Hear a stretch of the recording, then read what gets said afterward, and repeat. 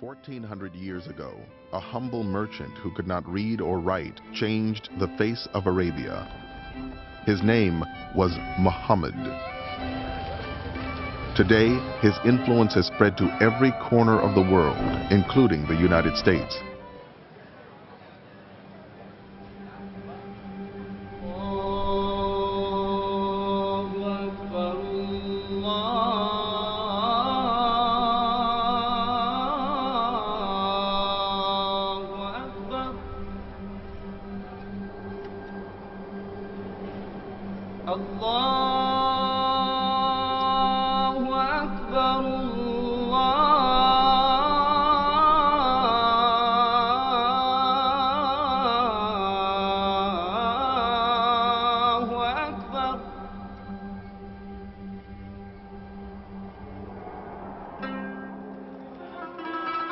He was neither tall and lanky, nor short and heavy-set. When he looked at someone, he looked them in the eyes. He was the most generous-hearted of men, the most truthful of them in speech, the most mild-tempered of them, and the noblest of them in lineage. Anyone who would describe him would say, "I never saw before or after him the like of him." Muhammad, described by a contemporary. Muhammad was a man who faced an absolutely hopeless situation. There was a whole continent, virtually, of people killing one another in an endless, hopeless vendetta, going down a chute of violence and warfare, feeling that society was coming to an end and had no hope. He gave them hope, single-handedly. In a space of 23 years, he brought peace and new hope to Arabia and a new beacon for the world. Islam, the religion Muhammad first brought to Arabia, now claims 1.2 billion followers around the world.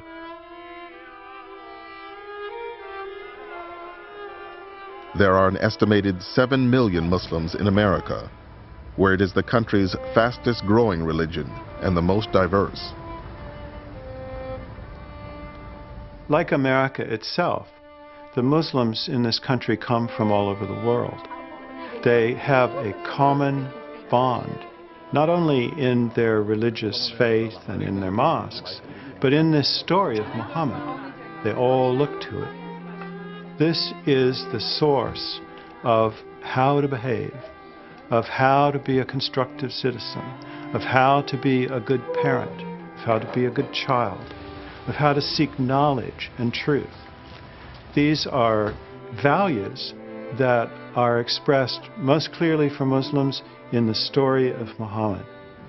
Through the stories about Prophet Muhammad, we were able to make connections, and all of a sudden you would feel that you could relate to things that happened 1,500 years ago, and that the issues weren't old-fashioned, they were universal. And that's what he's taught me. This is the story Muslims have passed down from generation to generation for 1,400 years. A story about the merchant, husband, father, statesman, and warrior whom they consider the final prophet. The man whose legacy continues to shape their lives today.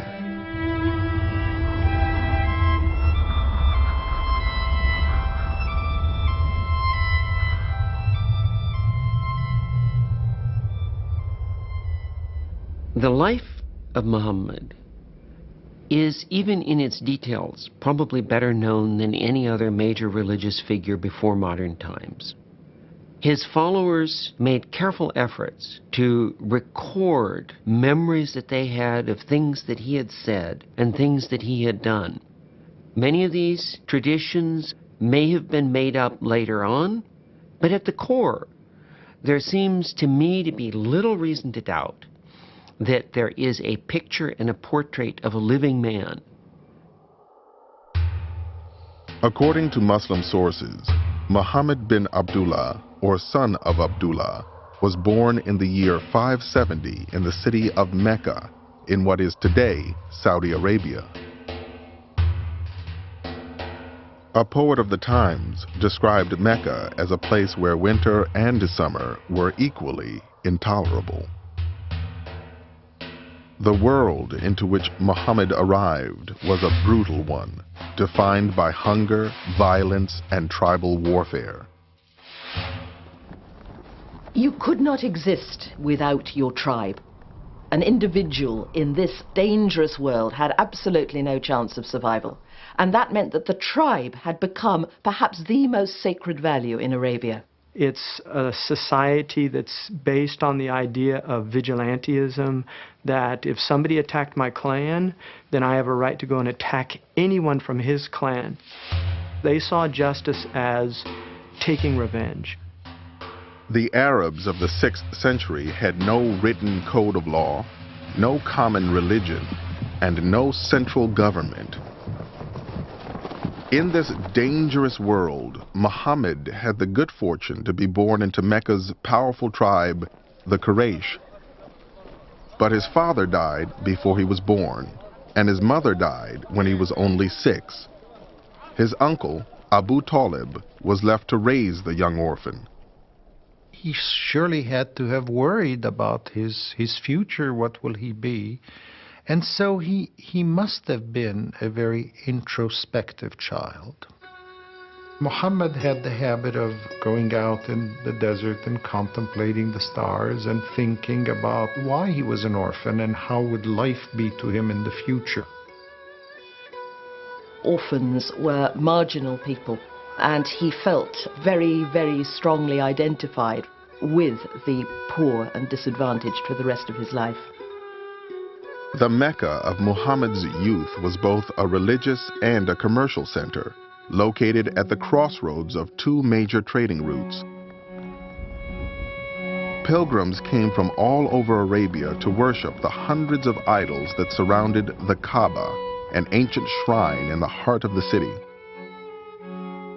The Kaaba was surrounded by a sacred area where fighting was not allowed. The commerce generated by the pilgrims made it possible for a young man in Muhammad's circumstances to make a living in the markets of Mecca. Soon, Muhammad began acting as an agent for wealthy merchants, taking their goods on caravans throughout Arabia. These journeys exposed him to a variety of other tribes and communities and a range of new ideas. He probably learned the differences that exist between different tribes, people speaking different languages. He encountered Christians and Jews and learned from them what their faith, what their religion, what their cultures are. Muhammad would have become aware that for the Jews and the Christians, the Holy Scripture was very important. Both got scriptures in which God had sent a sacred message to prophets, and this was a way in which people could relate to the divine. When Muhammad was about 25 years old, he had a major change in his life. A wealthy widow, older woman named Khadija, asked him to take her caravans into Syria for her. Muhammad took all her goods and went with the caravan to Syria and did an incredible job. And her respect for him turned into admiration for him, and she inquired about him through one of her friends. Shortly thereafter, Khadija asked Muhammad to marry her. "I like you because of our relationship," she said, "and your high reputation among your people, your trustworthiness, good character, and truthfulness." And this is interesting because she's a very beautiful woman, but she's 40. She's moving into her maturity, and he's a 25-year-old youth. He's an orphan, and He accepts this proposal, and it's arranged through the family, and he does indeed marry her. And people have often said, rather sneeringly, that this was just a marriage of convenience on his part. He'd just married the wealthy widow for his own gain and profit. But there's no doubt in my mind that he deeply, deeply loved Khadija. Over the course of their marriage, Khadija and Muhammad had 4 daughters and 2 sons who died as infants. He was a family man and a successful and respected merchant. But as Muhammad approached his own 40th birthday, he was becoming increasingly restless and troubled by the problems of Meccan society. Within a few generations, they had gone from this kind of brutal existence in the Arabian steppes to becoming financiers, bankers, businessmen, merchants with a lot of money. And this was great, of course, and people were delighted, but it was a very disturbing time because the market economy demanded, as we know only too well in the West, a strong competitive streak. People no longer felt that they had to take care of the poor and the needy and the weaker members of Quraysh any longer. They had to make as much money as they possibly could. They had a marvelous society. They had a trading town. They were booming. They were doing business. They were living like an affluent society. And when you have an affluent society, the tendency is to become hedonistic, to look at, what are the pleasures of life? Muhammad would often retreat to the mountains outside Mecca to meditate. It was on one such retreat in the year 610 that Muhammad had an experience that would transform history. The Prophet used to retire from time to time into a hill called Jabal al-Nur, the mountain of light.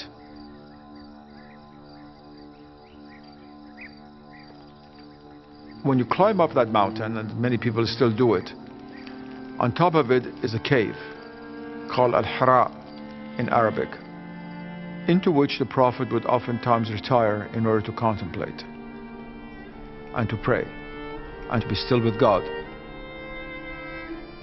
The coming of the revelation was an immediate act. The descent from heaven came suddenly. Muhammad was woken from sleep and felt himself absolutely enveloped by a terrifying divine presence. He says it's an angel that seemed to squeeze him in a devastating embrace, and it felt as though all the breath was being squeezed out of his body, and a voice said to him, "Recite." And Muhammad said, "No, I am not a reciter." The voice again said, "Recite. Recite." And then squeezed, as he said, almost beyond his endurance, Muhammad felt the first inspired words of a new scripture in Arabic pouring from his lips. اقرأ باسم ربك الذي خلق. That is, recite in the name of thy Lord who created. And Islam had come into being.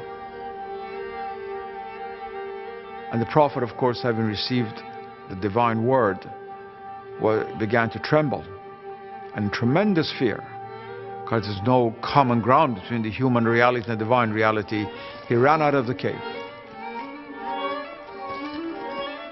When he ran out of the cave, he looked back, and the archangel filled up the whole of the sky. Everywhere you looked, there was Gabriel.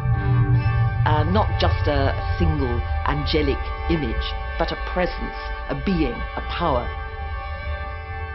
This is how the ineffable, incomprehensible, utterly transcendent, indescribable God makes itself known to us.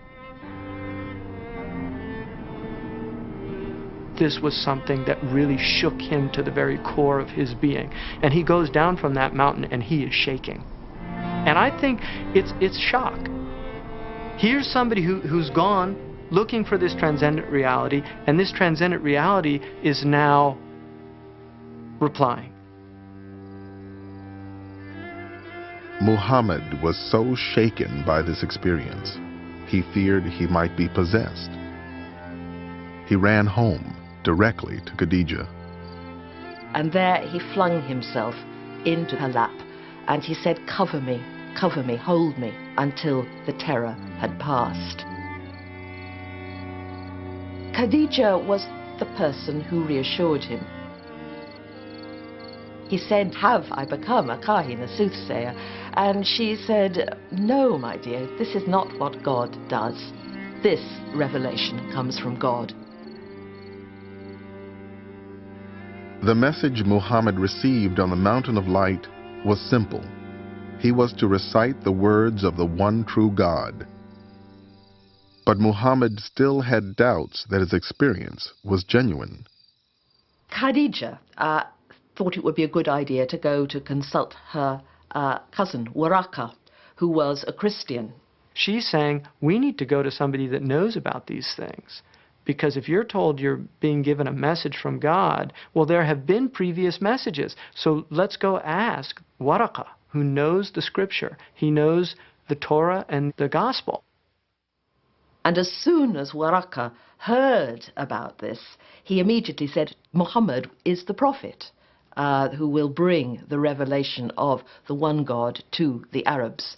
And he warned Muhammad that he would have a really rough time. He says, your people are going to reject you and they will chase you out of this city. This has never come to any human being except they were persecuted, because this is basically undermining the paradigm. And after a while, Muhammad began to realize that the messages he was receiving fit a pattern that he knew about from Jewish and Christian tradition as well, and that is that there are such things as prophets. There are people who receive messages from the divine, and that he began to realize that indeed he was one of them as well.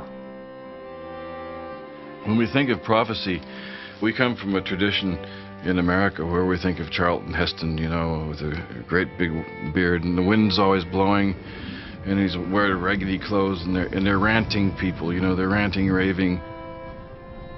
In the Islamic view, a prophet isn't this kind of person at all, but it's a person who has been selected very reluctantly from his people. God selected them, and they couldn't get out of the clutches in the sense they had to do it. You have to think in terms of a tribal Bedouin society. What is the worst thing that could happen to somebody? It is not death. It is shame.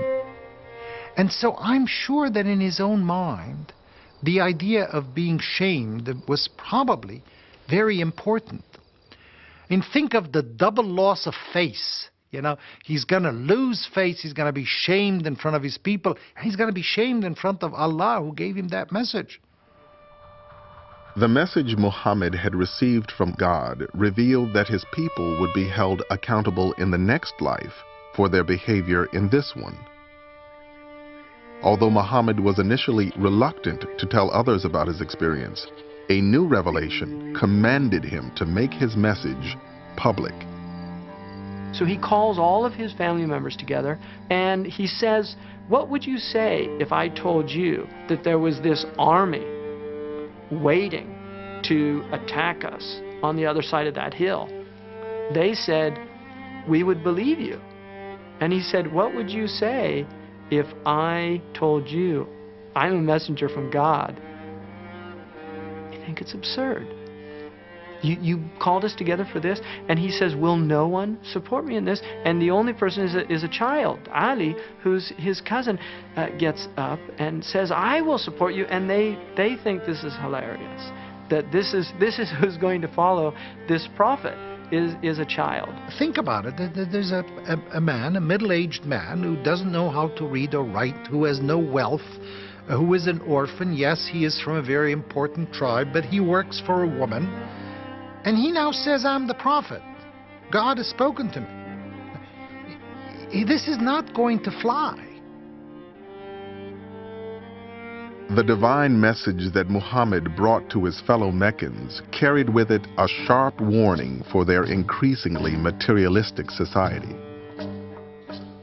He was coming to warn the people of Mecca and the surrounding countryside and his own tribe of Quraysh that unless they pulled themselves together and started creating a more just and decent society, restoring the old tribal values of looking after the poor, the orphan, the widow, the oppressed, then there was going to be a terrible catastrophe. The Arabs did not believe in afterlife. They really thought that life ended with death, and there was no resurrection, there was no coming back, there was no reincarnation. So now Muhammad is saying, you know that one God we spoke of? When you're going to die, you don't just disappear, but you're going to be accountable to that God for the good deeds and the bad deeds. He was bringing a moral, ethical, social message to his people that we're all in the same boat before God and we must treat each other well with compassion and justice and equity. The revelation Muhammad received on the Mountain of Light was only the first of many that he would continue to receive for the rest of his life. The revelation does not come in a lump sum. It doesn't just come down from heaven, here's the book, now go out and teach it to the people. No. It is coming down slowly. It's coming down as events unfold. And it's explaining the events, but it's also coming down in a way that he can absorb it. Because the idea is that this thing is so tremendous, this thing is so immense, that it's not something that we can give you all at once. This is going to take time. He used to say that I never once experienced a revelation without feeling that my soul had been torn from my body. The Prophet could be sitting, he could be on horseback, he could be walking, he could be talking, but he was suddenly seized by the divine word. He would feel a great weight descend upon him. He would sweat profusely, even on a cold day. Sometimes, he said, it would be like the reverberations of a bell. And that, he said, is hardest for me. It's not the words that were coming, but he'd have to listen very hard for the meaning of what communication, divine communication, was coming through. After Muhammad received each revelation, he would recite it to the people who were with him, and they would pass it on to the community.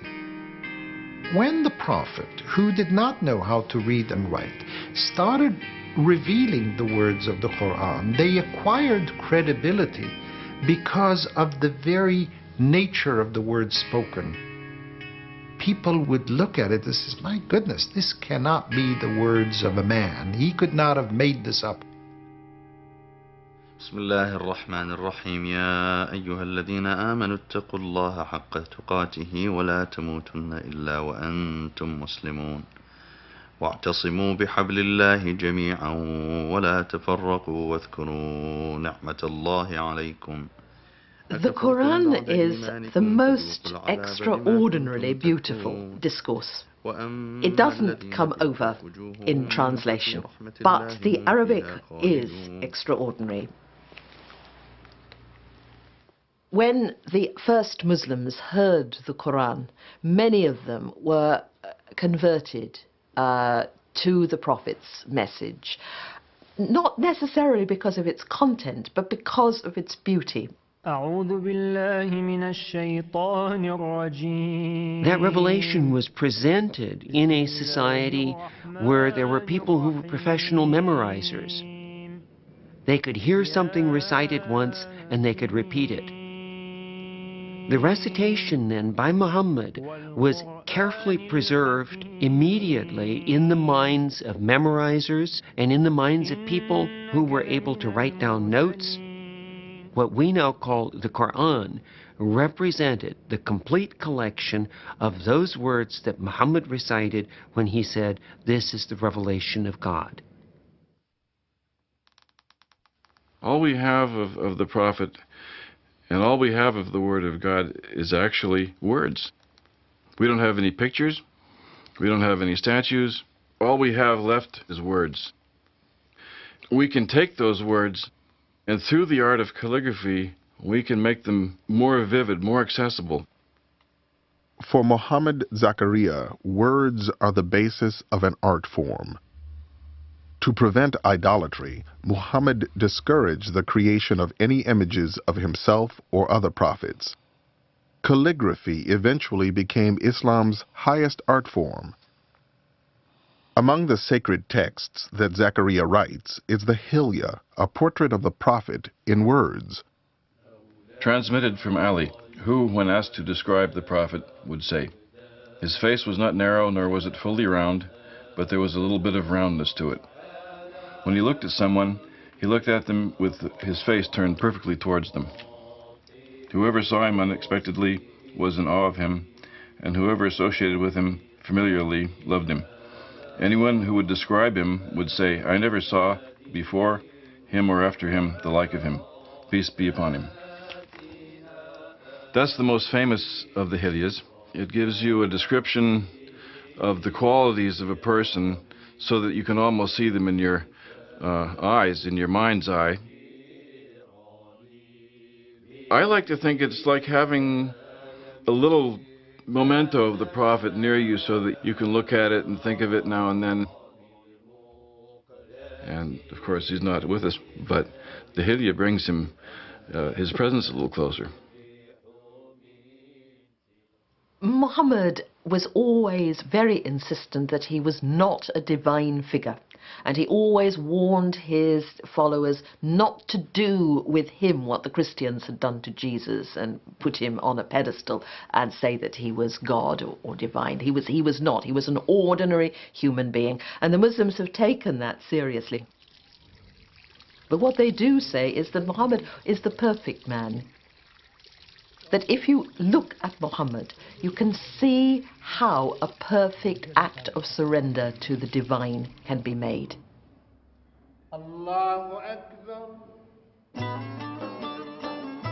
Muhammad's message slowly began to attract followers, especially among the downtrodden and the oppressed within Meccan society. It's really the people that don't have anything to lose and everything to gain. They're the ones that are responding to this message. Many of the followers are poor people, slaves, women that don't have protectors. It's spreading amongst the disenfranchised of Mecca. Prophet Muhammad noticed that he lives in a society that downgrades women.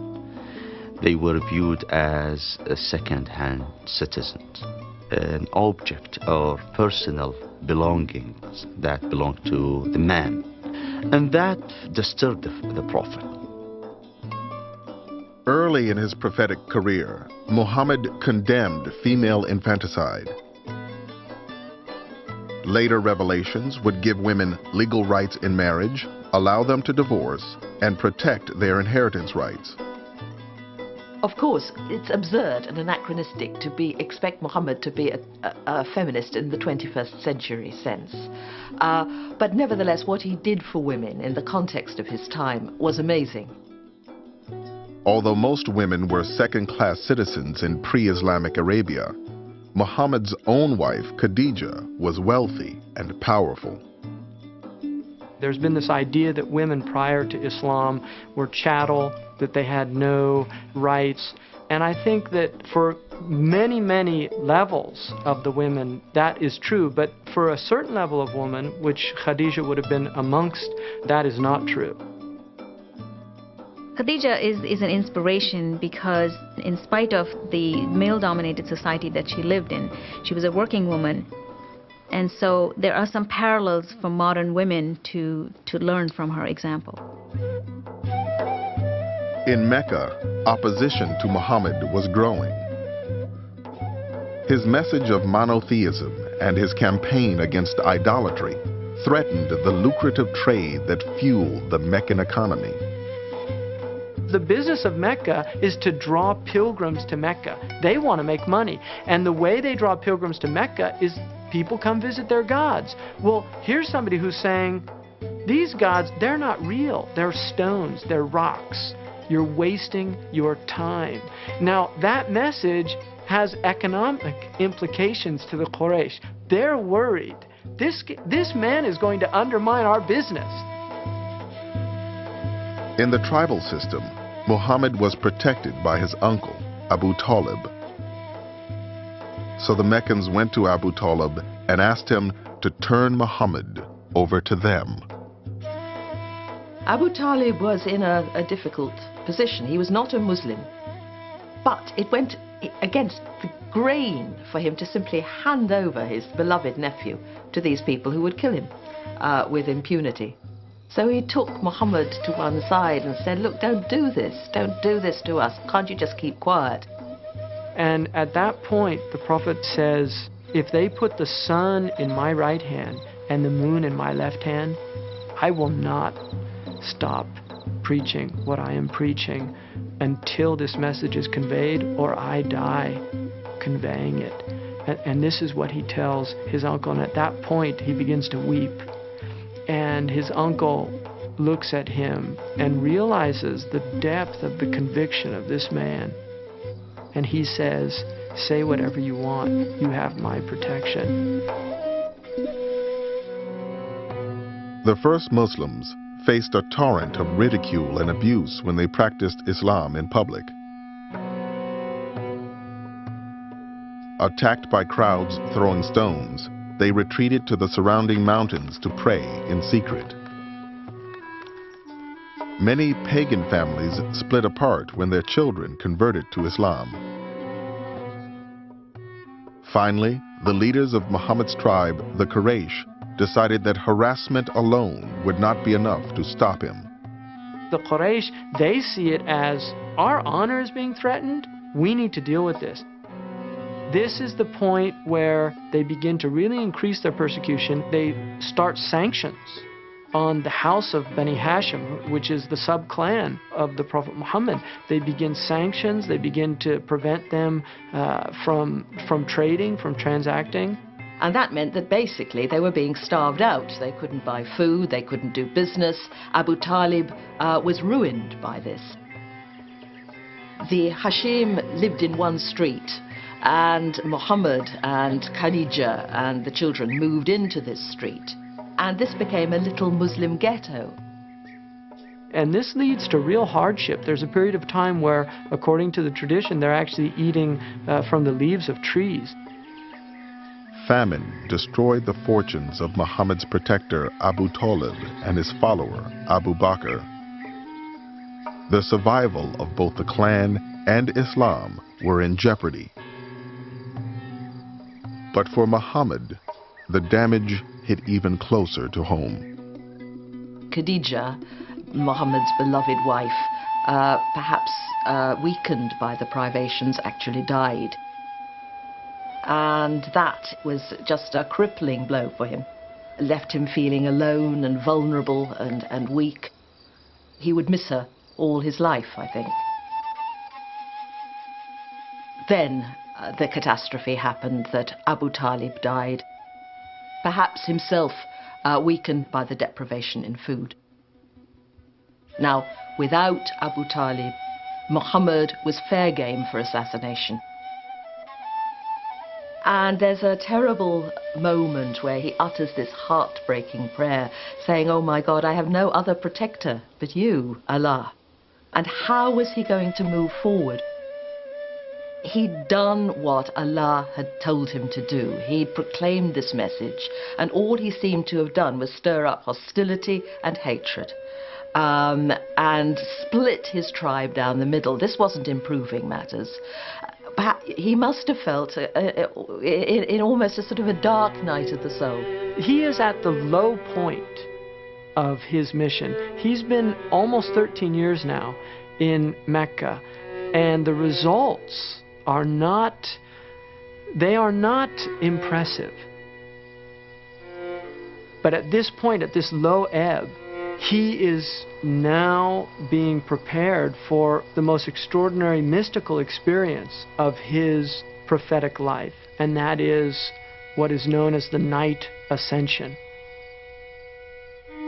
The story goes that one night he was sleeping near the Kaaba, and he was woken from sleep by Gabriel, who mounted him on a burak, a magical steed, and they flew from Mecca to Jerusalem. And then he began an ascent up through the seven heavens to the divine throne. At every stage of the heavens, he meets various prophets of the past. He meets Abraham, he meets Jesus and John the Baptist, he meets Moses. And finally, he enters into the divine presence, and there the sources are silent, because when you enter into the presence of God, you've gone beyond words. And he receives from God the highest form of knowledge and truth, and many injunctions of the religion itself, including the final form of the daily prayers. Now, all of this took place in a time beyond time. That's why some sources say that as the door was swinging when he left, he was still swinging when he came back. For later Muslims, this also meant that the departure point, that is, Jerusalem, the Dome of the Rock, became also important. Muslims say that there are three holy cities in Islam: Mecca, and Medina, the city of the Prophet, and Jerusalem. When he comes back, somebody asks him, what have you been doing? And he says, I went to Jerusalem last night. And this man says, you went to Jerusalem last night? Are you willing to say that publicly? So they assemble this group and they tell him, describe for us Jerusalem. And he begins to describe it in very exact detail. And they're shocked. They don't know what to make of this now. The story of the night journey not only incited Muhammad's enemies, it caused doubt even among some of his followers. This is something they hadn't really expected. A journey that takes them a month to be made in an evening and to come back. What Abu Bakr says is, listen, I believe that he's getting messages from God. That is certainly more extraordinary than making a night journey to Jerusalem. As Muhammad's relationship with the Meccans continued to deteriorate, his enemies decided that the time had come to eliminate him. And they decide to get a youth from each clan. They all come together and they're going to strike him with one blow together. So the blood is distributed amongst all the clans. Under cover of darkness, the assassins surrounded Muhammad's home. Inside, a covered figure lay asleep. As dawn broke, they prepared to strike.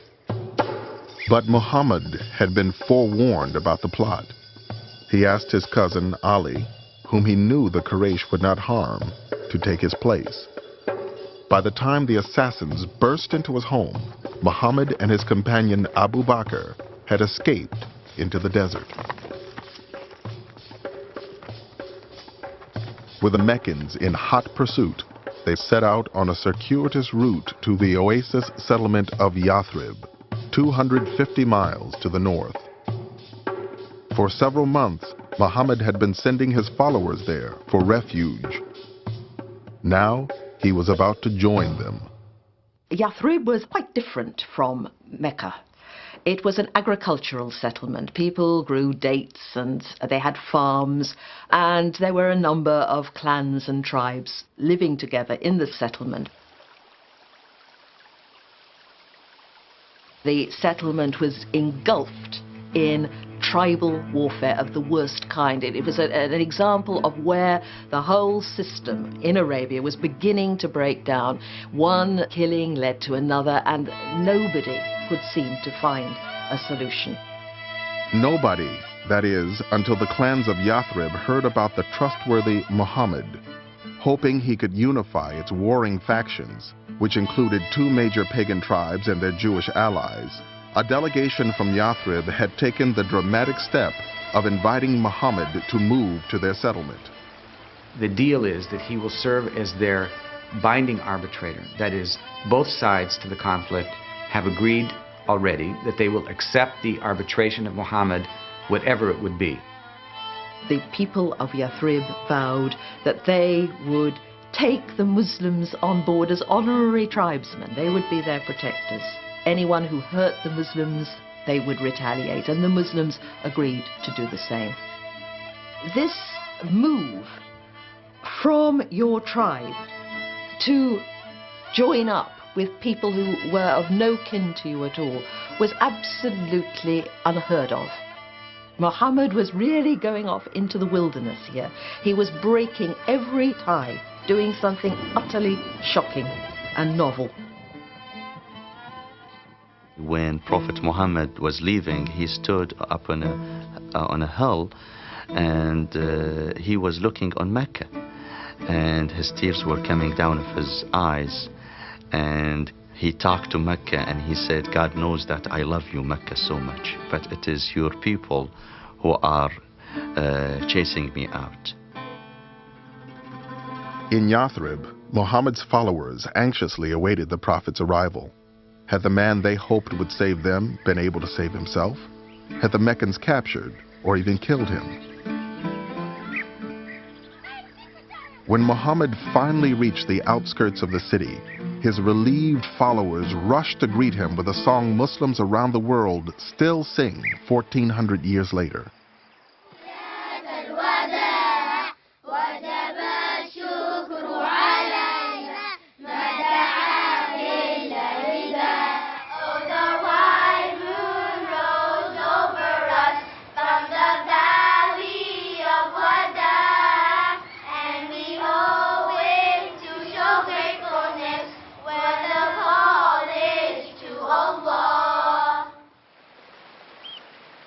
Muhammad's arrival marked the beginning of a dramatic new chapter in the history of Islam. For the first time, he would be the leader of a sovereign community based on Islamic law. Yathrib would henceforth become known as Medina. Muhammad arrives in Medina as somebody who's escaping danger. He's been invited there, but he doesn't know what to expect. So at each stage of his life, there's a new challenge, and obviously new fears and new doubts. And so he started thinking in terms of policy, in terms of strategy, in terms of tactics. And that's what ultimately made him into a statesman, because that's what statesmen do. Now, unlike Jesus or the Buddha, who seem to have been purely spiritual leaders with no temporal responsibilities whatever, Muhammad found himself now head of state, having transferred the Muslim families from Mecca to Medina. He now had to make sure they could survive there. The survival of the fledgling community depended on its ability to defend itself against attacks from Mecca. To respond to this possibility, Muhammad developed a novel political solution. He essentially establishes a pact, an agreement. Sometimes it's called the Constitution of Medina. Whether you were a pagan or a Muslim, or a member of the Jewish tribes or any other tribes in Medina, you had to sign on to this pact. And the pact established that if there were ever an attack on Medina from the outside, all the inhabitants of the town would be responsible to defend the city. This way, Muhammad really developed a revolutionary idea, which was transcend your tribal responsibilities, your petty particularism, and begin to think in larger terms as an entire community. Now, this was a very fearful, terrifying time for Muslims, but nevertheless, it was seen as a time when the faith was at its strongest. It's a creative act for Muslims to look back at the Muslim community in Medina and try to apply the ideals to their own society so that they can reproduce something of the Prophet's original spirit. Helper. When Muhammad arrived in Medina, he made it clear that helping immigrants would be one of the cornerstones of the new Islamic society. This is his message. Spread peace, feed people food, and do some devotional practice, and you'll enter paradise without any trouble. 2/3 of that message is about other people. The secret of Medina is it's a place where human beings are going to attempt to live up to the ideal of the Islamic tradition.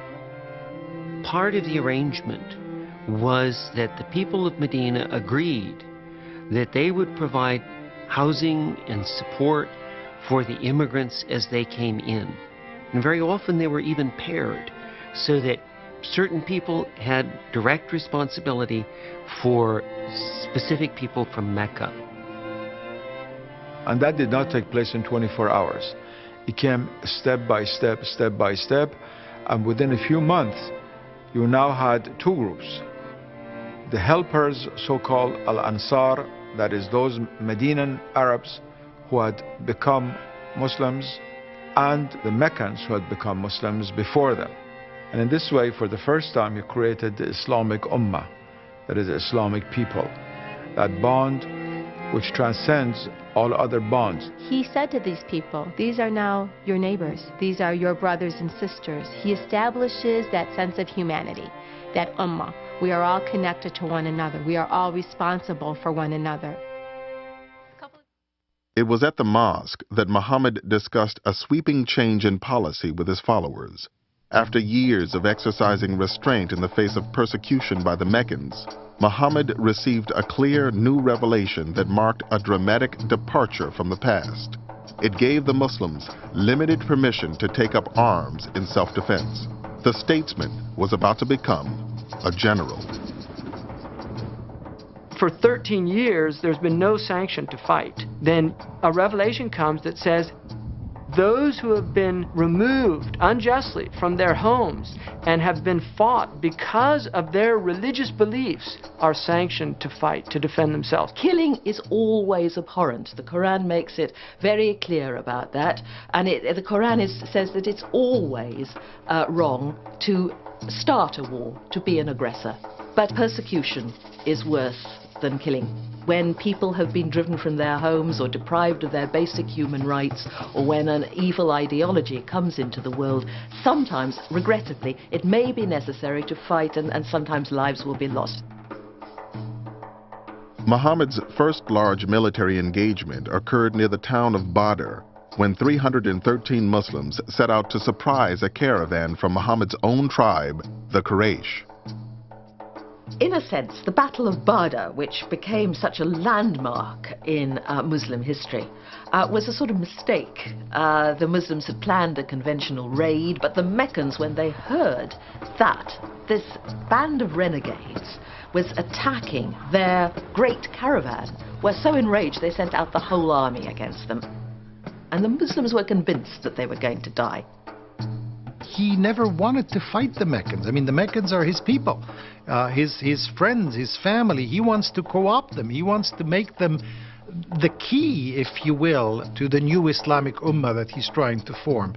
So he doesn't want to go to war with them. As he prepared to lead the Muslims into battle, Muhammad took the unprecedented step of establishing clear rules of engagement for his army.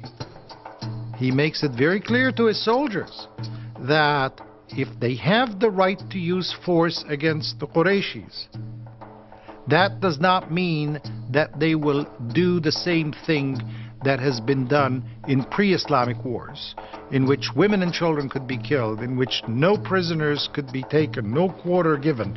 No. He said Islam is a religion of law. The Meccans had sent an army of about 1,000 men. As the army approached, Muhammad prepared to make a stand near a well. One of his soldiers suddenly questioned his strategy. "Has God revealed it to you," he asked, "or is it your own opinion?" When Muhammad answered that he was speaking as a man, not a prophet, the soldier suggested that they stop at a larger well closer to the enemy so they could deprive them of water. Muhammad agreed at once. The change in strategy proved decisive, and the Muslims recorded a resounding triumph.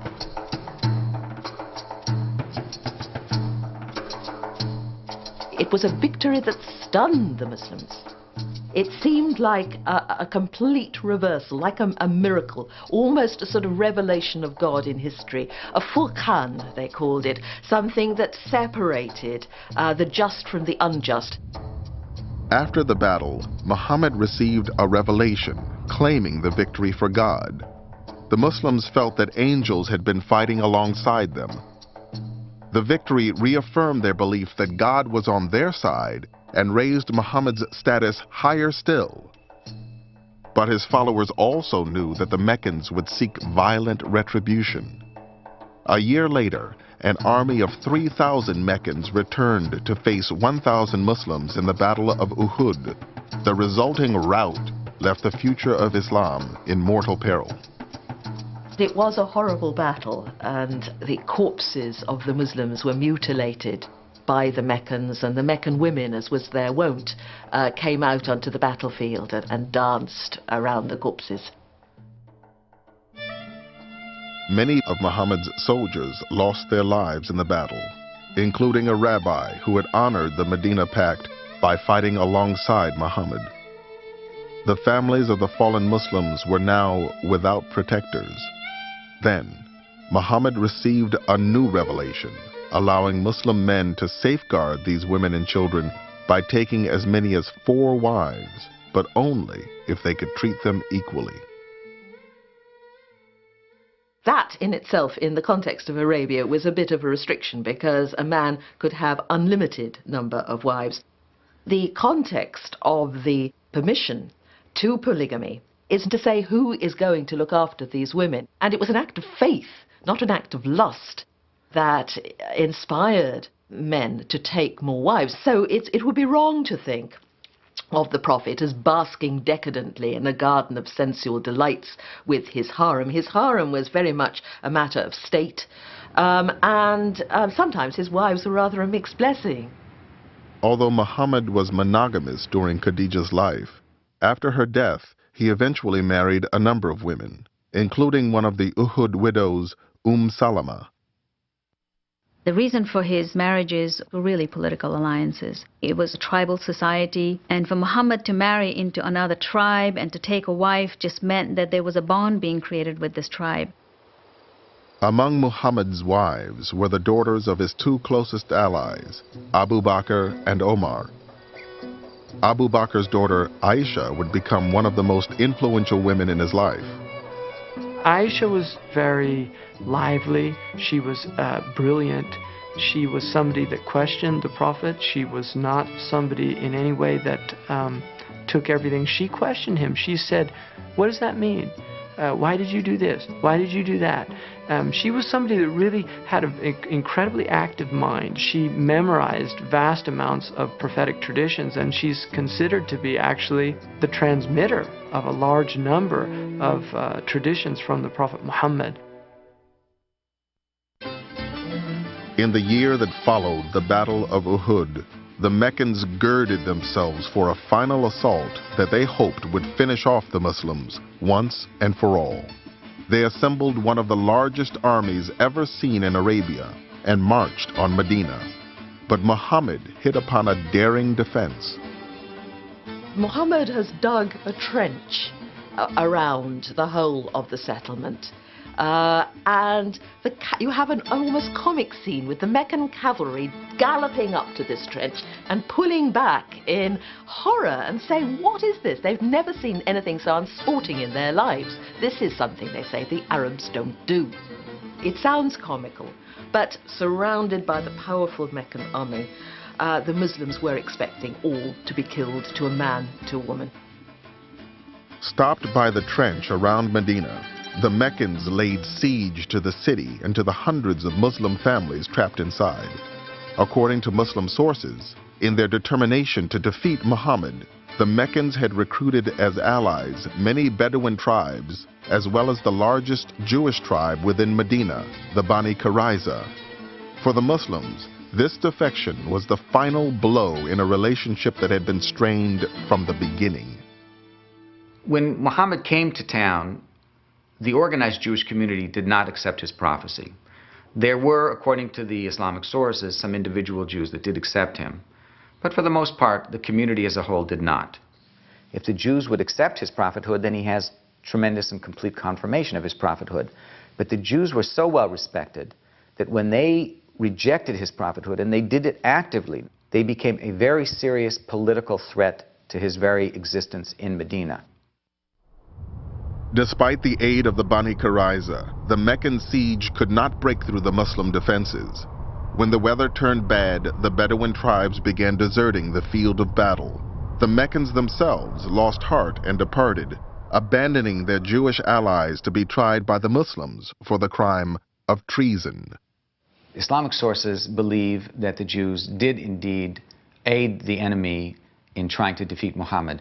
This was absolutely against the terms of the Medina Agreement. The Jews and the Muslims decided that they would choose an arbitrator to determine what would be the future of the Jews. The person who was chosen was a man who was mortally wounded in the Battle of the Trench. And so he determined that the women and children of the Banu Qurayza would be taken as slaves to the Muslims, and the men would be killed. The Prophet agreed with this judgment. When he judged, he said that you have judged according to God and his messenger.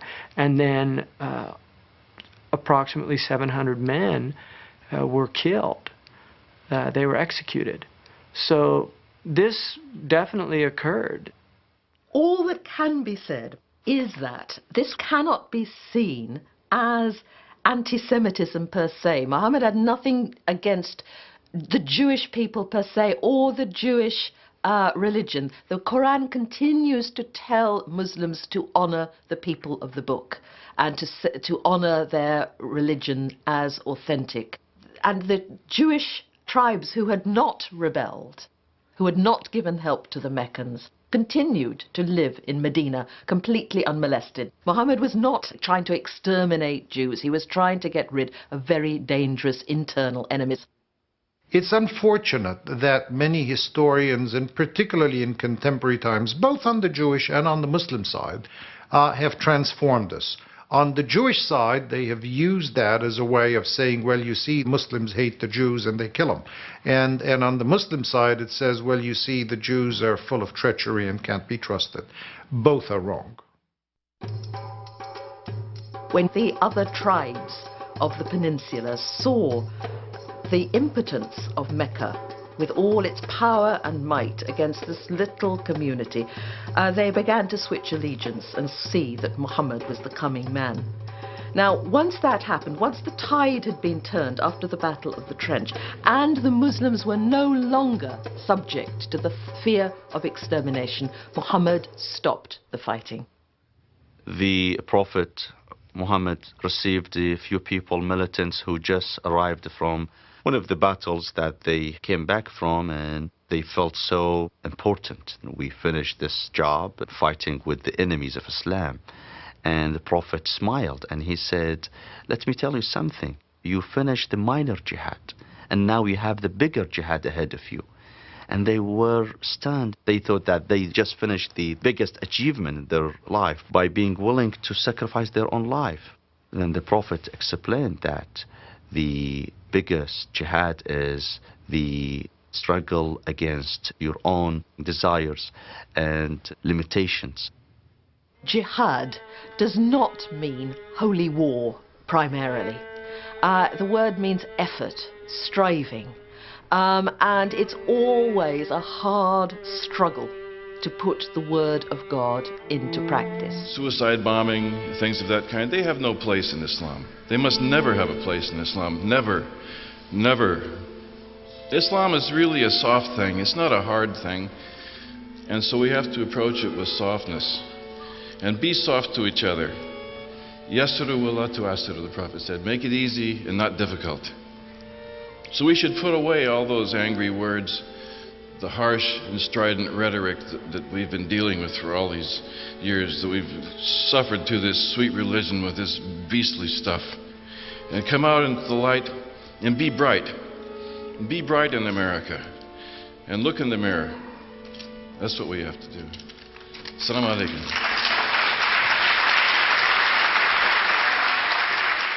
This piece is the golden rule of Islam. It is the basis of the relations between people. It means there is no harming of other people in Islam and no returning or retaliating harm for harm. And so that's why I did it, to respond through the sayings of Muhammad the man.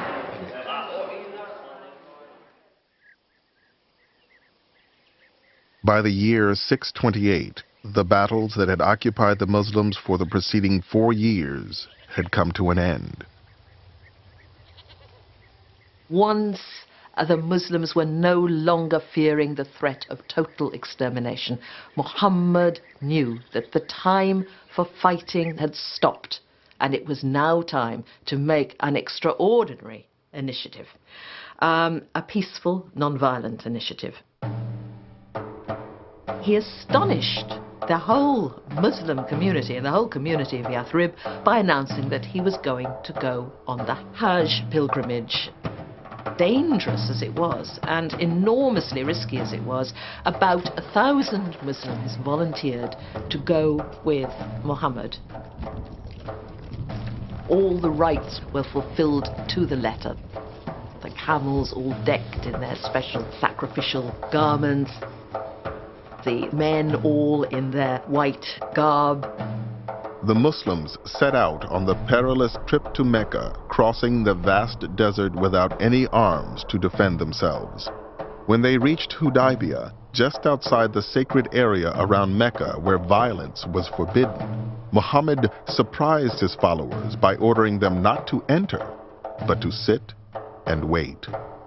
He then sent an emissary to Mecca seeking permission to complete the pilgrimage.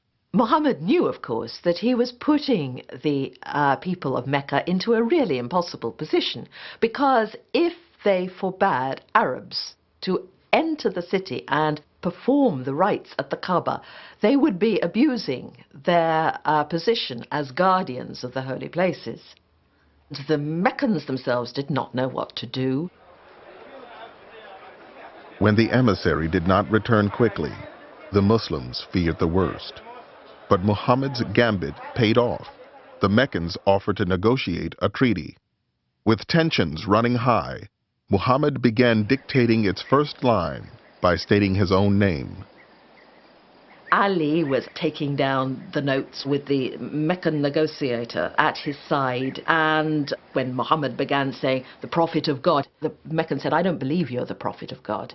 I can't sign to that." So he said, "Fine, Muhammad, son of Abdullah." And many of the Muslims felt that this was a major insult. The Muslims sitting round at Hudaybiyah watched this in utter dismay. There was almost a mutiny. 1,000 pilgrims stood refusing to accept this. Muhammad went back into his tent where he had his wife Salama, and he said to her, "What shall I do?" And she gave him some excellent advice. Part of the ritual of the Hajj was that you sacrifice a camel. And he went out and he sacrificed one of the camels, and somehow some kind of necessary tension was released. The ritual sacrifice of an animal traditionally marked the end of the pilgrimage. Grudgingly, the Muslims considered the pilgrimage complete and headed back to Medina. Muhammad had compromised on every major point in the treaty, but he had won the most significant concession. In return for postponing their entry into Mecca for a year, the Muslims had secured 10 years of peace and official recognition as a political entity. Muhammad had proved himself as capable a diplomat as he was a religious leader. There was wisdom in the treaty, because one of the things that was promised to the Muslims was protection as they moved throughout Arabia, that they would not be harmed, that they could move freely. And what was gained most greatly from that was the dawah, the teaching of al-Islam. On the way back to Medina, Muhammad told his companion Omar, I have received a revelation which is dearer to me than anything else beneath the sun. It said, "Surely we have given you a clear victory." Then more and more and more people came to Islam. More and more people turned to Muhammad. It sent out a huge signal of strength, strength of purpose, utter courage, utter panache, and utter wisdom. That, of course, you could go on to fight. Of course, he could have gone on being the prophet with the sword. But there are times when to make peace is more daring, more creative, and more enduring. 1 year after signing the Hudaybiyah Treaty, Muhammad led his followers on a new pilgrimage to Mecca.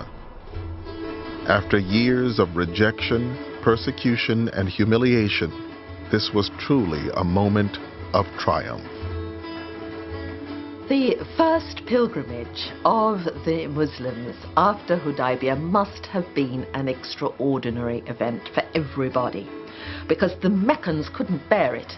They decamped and went and sat up in the hills and mountains outside the city and watched this procession, huge procession of Muslims and some of their confederates coming on the Hajj, and as it were taking possession of the city, crying out the pilgrim cry, "Here I am, O God, here I come," in a huge cry. Then came the moment Muhammad had waited 7 long years to achieve.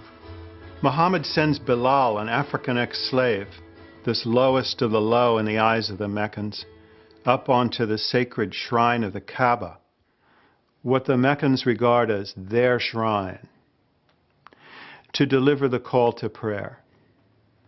And the hills around Mecca are granite. They're set up for a sonorous voice. And the call to prayer resonates through the valley. Allahu Akbar, Allahu Akbar. Allahu Akbar, Allahu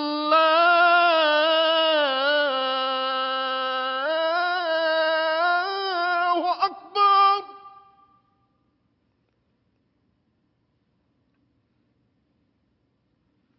Ashhadu an la ilaha illallah.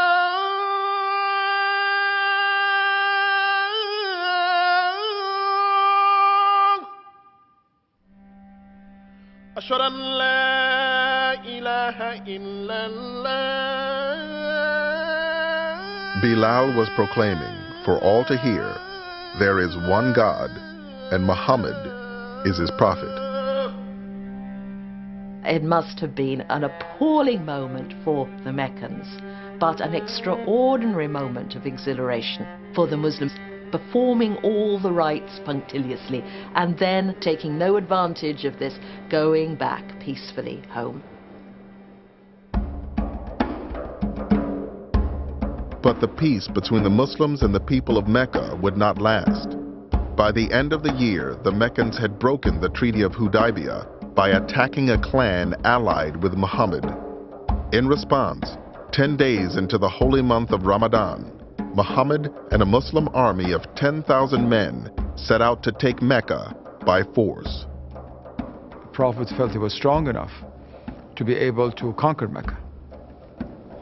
But as the army approached the city, more and more leaders of the Quraysh realized that they were not going to win, and so many decided to join Islam. The Prophet entered the city without resistance. When he came into Mecca, he came in with his head bowed down. He did not come in as an arrogant, conquering warrior. He comes in humbled by a victory that he sees is from God. After circling the Kaaba 7 times, Muhammad destroyed each of the 360 idols that surrounded it. He then turned to the vanquished Meccans who had sought refuge inside the shrine, his own brethren who had oppressed and attacked the Muslims for so many years. He says, if you were in my position right now, what do you think you would do? And the Meccans are afraid they're about to die. And then he says, you are all pardoned. he grants them all amnesty. And this was unheard of in this culture, unheard of in this society, and very unexpected among the Meccans.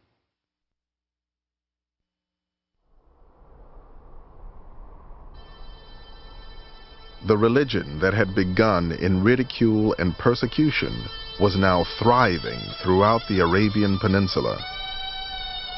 But shortly after returning to Medina, Muhammad received a premonition of his death.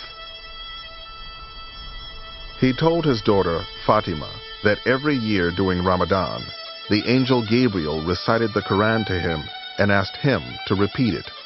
This year, Gabriel had asked Muhammad to recite the Quran twice. "I cannot but think," Muhammad said, "that my time has come." In February 632, Muhammad made what would be his final pilgrimage to the city of his birth. On his first pilgrimage, he had led a few hundred Muslims back to Mecca. This time, tens of thousands of believers followed in his footsteps. He arrives in Mecca as the leader of the Muslim people now, not as the enemy of the Meccans. And they begin to perform the rites of the pilgrimage. And during this period, Muhammad defines the rites of pilgrimage as they're performed today. Michael Wolff has written extensively about the Hajj, the traditional pilgrimage which every Muslim is expected to perform at least once. 2 to 3 million Muslims from around the world travel to Mecca every year for this 5-day ritual, which takes them in the footsteps of Abraham, the ancient patriarch from whom Muslims, Jews, and Christians all trace their lineage. In 1990, Wolff, a convert to Islam, took part in his first Hajj.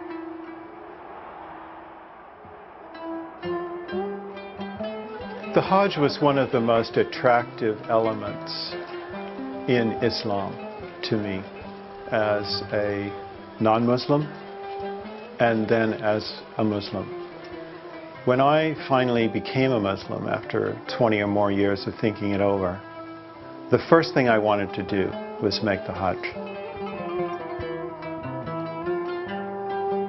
When I circled the Kaaba for the first time, I was in a state of wonder. You're there with tens of thousands of people all doing the same thing at once. You're literally putting God at the center of your life for that period of time.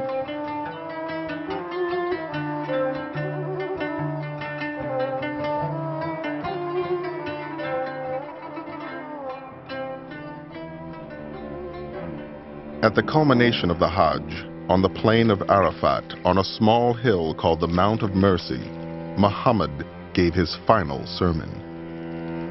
Here is a man who began his mission as this individual in Mecca, persecuted with almost no followers, and his life is completed with a valley filled with tens of thousands of people that have accepted his message, and there he is preaching to them his final sermon, and in it, in a sense, is a summation of this universal teaching. He tells them to be good to each other and not to violate each other's rights, for men and women to treat each other humanely, for brothers and sisters to treat each other well, and for Muslims to treat each other as brothers and sisters.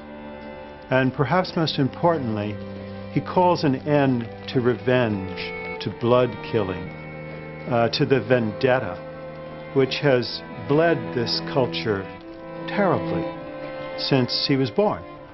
At the end of Muhammad's sermon, he does not list his achievements. This man has unified people. He has taught them monotheism. He has brought them to peace. And yet he doesn't mark these as his accomplishments. Quite the opposite. He asks his community, have I fulfilled my mission to my God? and to you. You can hear in his words the desire for a completed mission. This is a man of faith who is unsure of his effects. This is a very human moment in which he needs to know and he asks. And the people affirm that yes, 3 times they say, yes, you have fulfilled your mission. This was not a leader who was looking for his legacy in time. It wasn't for any purpose other than to make sure that when he was going to face his Maker, he was going to be accountable. And he would be in a position of saying, Allah, I did the best I could, and I hope I was successful in doing it. And that's all we can do as human beings. Muhammad had been feeling ill. He'd had some fever. It was clear that he was in real difficulty in terms of his health. And the household seemed to be convinced that Muhammad was dying. And while he was on his deathbed, and there were many who surrounded him, especially his close companions and his family, he called for silence around him. And he wanted it to be a time of quiet and of peace and of calm. Embraced by the community he had founded in Medina and cared for by his wives and companions, Muhammad died peacefully on June 8th in the year 632. The news of his death shocked his followers, especially Omar, who believed Muhammad would outlive them all. People began to hear, Prophet is dead. Omar went to the center square and started to say, there are hypocrites and liars who are saying that the Prophet is dead. In the midst of this chaos, Abu Bakr reminded the Muslims of a verse from the Quran that had first been revealed after the Battle of Uhud, when they feared that Muhammad had been killed. Abu Bakr comes into this scene of pandemonium, and he immediately stands up and says, whoever worshipped Muhammad, then know that Muhammad is dead. But whoever worshipped God, know that God lives on and never dies. And so suddenly these people are brought to their senses that indeed that Muhammad is a man, and men are mortal. And this is his legacy. He did everything within his power to prevent himself from being worshipped, because he recognized that that was a danger inherent in religious tradition, that the object of worship becomes the messenger and not the one sending the message.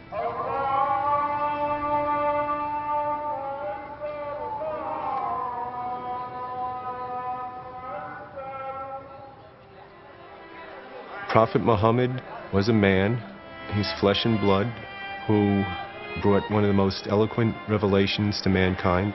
He's set an example to mankind through his behavior, through his actions, a living example. This is a legacy that he's left for Muslims. Muhammad's legacy is obviously the seed that he planted. It is his righteousness, his honesty, his integrity, his model as a political leader, his model as an individual, a man who has made great accomplishments in his time, and yet who didn't let the successes overpower him, didn't let his ego get the best of him.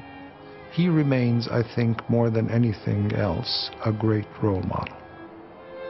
Muhammad is the kind of person who combines political and military and social and religious and intellectual dimensions of life in ways that are important for those of us in the 21st century who are struggling to put together complete lives ourselves.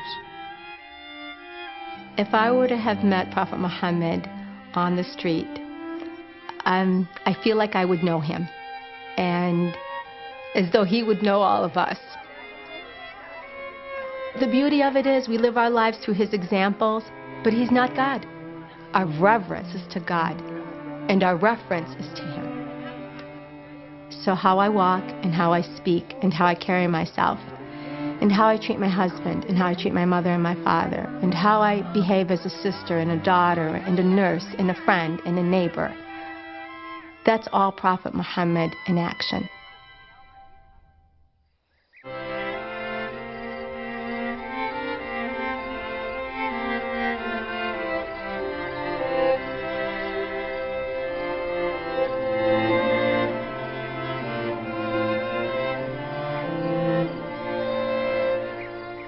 There's more about Muhammad and his legacy on PBS Online. Experience a virtual pilgrimage to Mecca, read essays by people from the program, and much more. Visit PBS Online at pbs.org. To purchase a video cassette of Muhammad or a DVD with additional features, call 888-786-0444.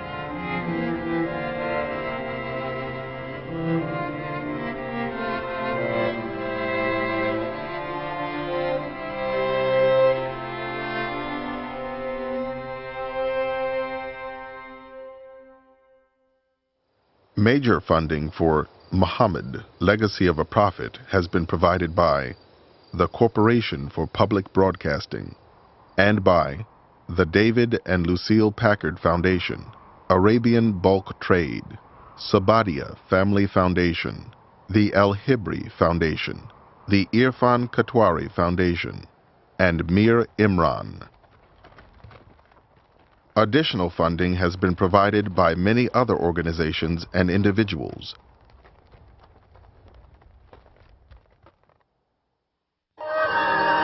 This is PBS.